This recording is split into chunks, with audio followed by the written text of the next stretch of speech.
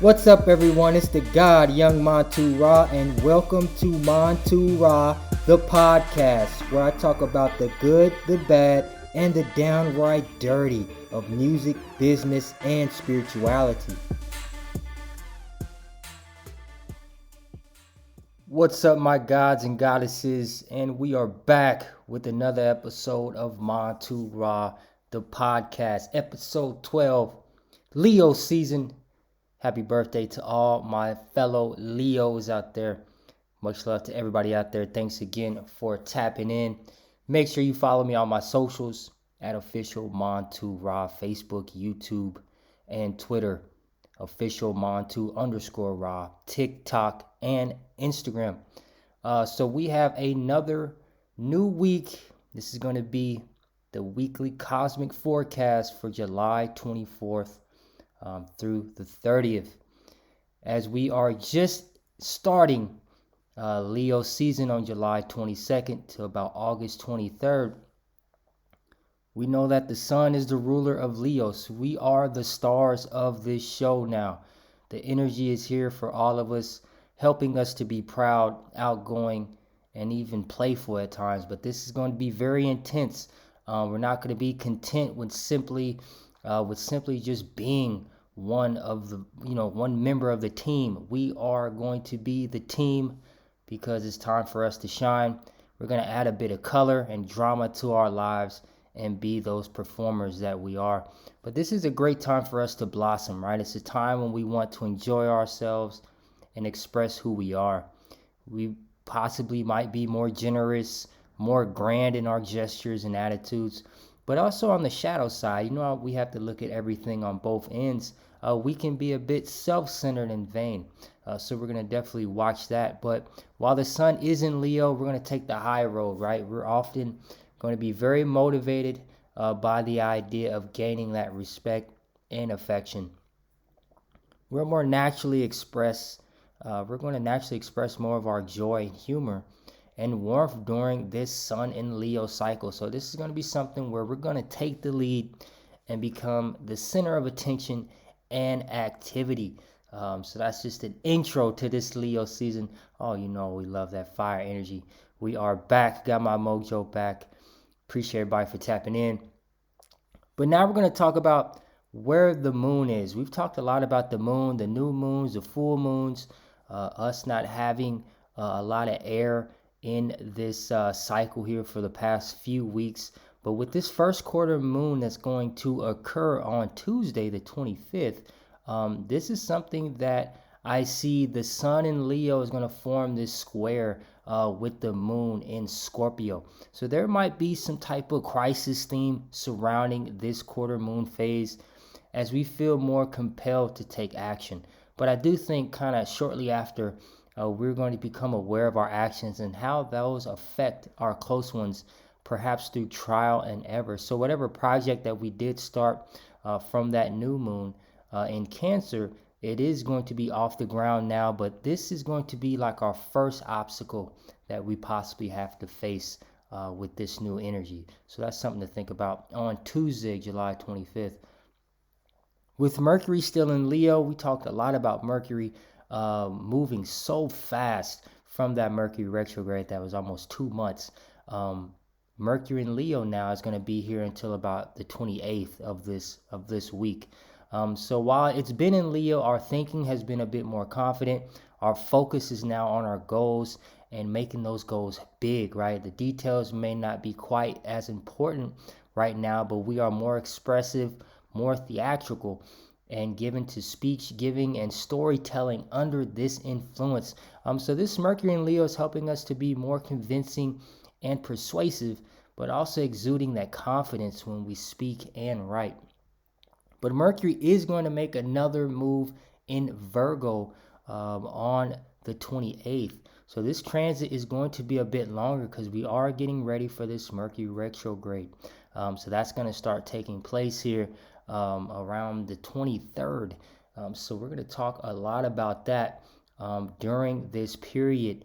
But I told you, since the last Mercury retrograde, Mercury has moved so fast. I think it's been the fastest ever.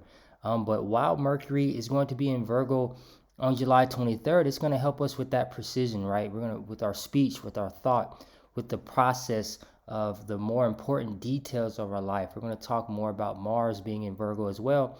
But this is something that is going to be very useful and help us to be more practical. Remember, this is the ruler of Virgo as well. So Mercury's going to feel right at home. We talked about Mercury ruling Gemini and Virgo, so we're dealing with the details, and I do think it's going to be more natural and easy. But we do need to be careful that we don't lose perspective if we find ourselves lost in the details. So while Mercury is in Virgo, we should definitely be aware of the possibility of expressing ourselves in a too factual manner, so much that we come across as dry, critical, or unimaginative. So something to think about moving forward while Mercury will be in Virgo starting July 28th. Now, Venus is still in Leo. Obviously, we talked a lot about that retrograde coming up. It did happen to coincide while the sun did move into Leo as well. So we're starting this retrograde period, and things are changing fast. Venus rules our endeavors such as money, beauty, art, romance, and pleasure. But I do think things are going to be starting to come more heavier, right? We might be more prone to resisting or really reassessing and reviewing a lot of things that are possibly having us in limbo. Maybe there's some delays in our life, definitely in my own personal life. Now we're experiencing a lot of different delays, but this is going to be a great time for us to reevaluate and review our love life in a manner in which we receive, reveal, and express our affections with the people in our life. So meaning those thoughts are going to start coming back from our past, right?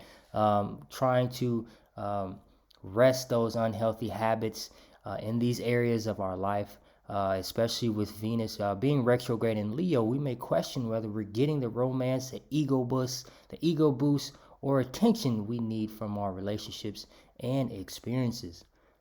So that's definitely something to think about while we have Venus is going to be in Leo till about October 8th. So this is a huge transit for all of us.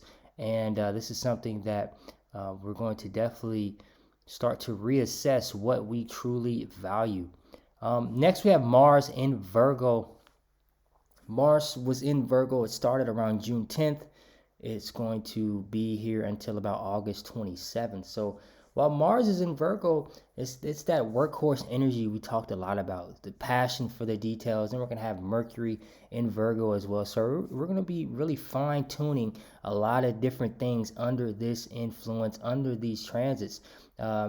Creating that satisfaction of a job well done is, I believe, is going to be one of the greatest incentives because we're going to be more precise, more concerned about our performance, more concerned about those details, and understanding that we have to continue to look at these small pieces of breadcrumbs that we're getting from the universe, so we can put that to our whole to our future and our bigger picture, right? We talked a lot about knowing where we want to go, but not actually having those puzzle pieces to put it all together.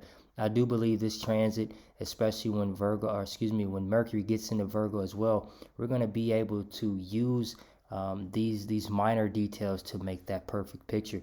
But this can also be a sense of us being like that workaholic, right? And I do think this is a great time for us to really tap in and try to perfect our skills. This is going to require us to have that precision, right? We talked a lot about playing music, practicing a lot of my musical instruments and things like that. I do see a lot of bookkeeping and surgery type energy coming with this transit. But this is because it's bringing that spotlight, that attention to our health, our nutrition, the healing arts. These are some great interests on how things work, the techniques, the mechanics, these systems, and understanding that it can be a time of like tension and irritability and nervousness, because the attention to detail and technique is going to be very tremendous, although our vision or confidence may suffer if we limit ourselves. So there can be like some competitive situations in our work life with coworkers, our routines. Definitely getting situated with a better health plan is something that we're all going to start tapping into a lot, while we have Mercury and we're going to have Mars, both there. So that's going to be something to think about moving forward. Next, we still have Jupiter in Taurus. This has started since about May 16th, and it's going to be in Taurus till about May 25th, 2024. So obviously, we know Taurus is at Earth energy with Jupiter there, giving us these practical, realist, ideas and visualizing the results to help us feel motivated to achieve our goals, right? We are the doers. This isn't like about getting rich quick. During this cycle, this is about us understanding that we need that direction. We have to have clear goals. We have to have robust plans, and understanding we're going to be more understanding and more appreciative of the tangible results that we see. So I don't think this is a great time to do some things that we may not know or unsure about. But I do think we're going to attract the most good fortune during this transit, because we're going to be steady workers. This is going to help us to be patient. But I do think this is a great position for all of us moving forward, because it's going to help us with a strong self-image, and feelings of self-worth are going to contribute to our success. So we're going to be winning good fortune with this Jupiter in Taurus energy. Now we have Saturn in Pisces. Saturn is retrograde in Pisces with Neptune that we've been talking about. So this is something that's going to give us that frustration again in achieving these practical goals until we learn to integrate our material and non-material values. This is very important. Just even in my own personal life, is understanding the spirituality has to come first for us to get the material things. And I do believe that's what we're all kind of going through during this transformation. But understanding that if we limit ourselves, then we're going to get the limited value from the universe as well. So while we work hard to be that underdog or root for the underdog type energy, we don't feel comfortable feeling like we are one, right? Because we all want to get to the top of whatever we're doing, but we should definitely watch for different things from the outside world, like different complements, support systems, tapping us in with the Most High and helping us to understand that we can't play the victim. We have to definitely level up our spirituality, and sometimes this energy may have us lacking in faith, but we have to trust our intuition, because we cannot be fearful during this transformation, but at the same time, quietly working hard can be a real strength of this position. So that's something to think about while Saturn is still in Pisces retrograde. We do have also Uranus in Taurus as well. So this is something I've been talking a lot about, but this is about our finances, our personal possessions, and new ways to learn and to free ourselves from certain material constraints as well. So innovative ways to make ourselves comfortable are going to emerge, because this is something that we're always been talking about. Expect the unexpected, abrupt changes with our money, our valuables, our possessions, and income that may lead to a reshuffling of our priorities and values. So income might come from non-traditional sources or ventures. I do think this is a great time for investing in ourselves, investing in different in the different financial markets that we've talked about as well. But this is going to help us to have new ways of doing business, as well as making, viewing, and handling our finances as well. So that's something to think about while Uranus is still in Taurus. Next, we have Neptune in Pisces. This retrograde started on June 30th, and it's going to last till about December 6th. So we're all using this next 5 to 6 month period, getting us ready for the winter solstice. And I do think with all these planets going retrograde now, this is a great time for us to revisit, revise, and recalculate our goals. But this retrograde is somewhat of like a victim of a smear campaign, right? Because this change is never going to be easy. We're still talking about this Pisces energy, but this is also something that's very fascinating as well when we really think about and grasp the concept of Neptune and what it really stands for. It's like That's because this is the planet of dreams, fantasies, illusions, empathy. It's the planet responsible for our vivid imagination and our ability to relate to others. So this planet it's about dissolving those boundaries that we talked about, separating us from that universal love that we all desire. But I do see this has something to do with Neptune, can be deceptive as well.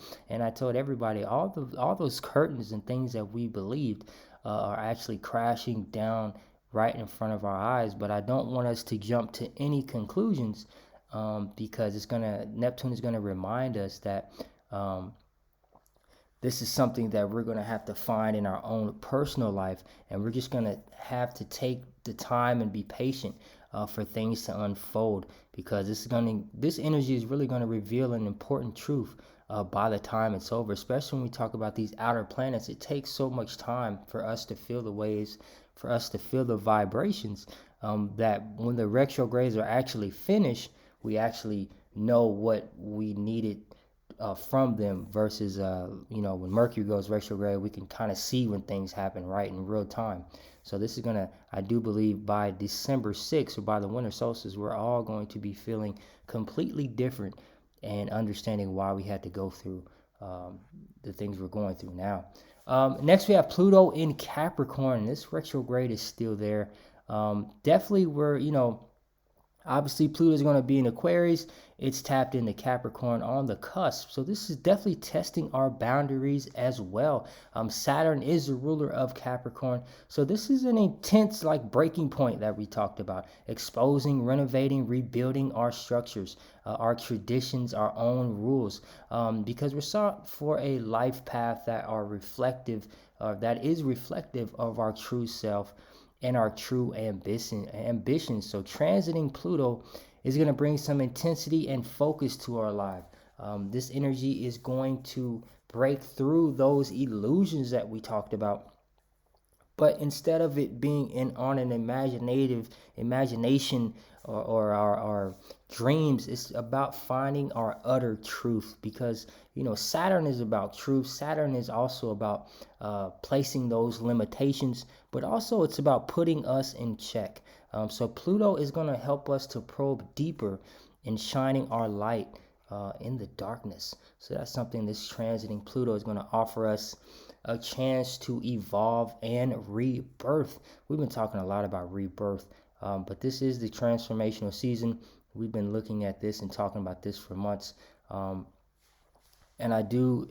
personally, I'm just going through this transformation like a lot of us are, and we're still finding different things about our own psyche, tapping us in, and some of us, even myself, resisting this process or resisting the change. But we know this is a revolutionary period for a lot of us.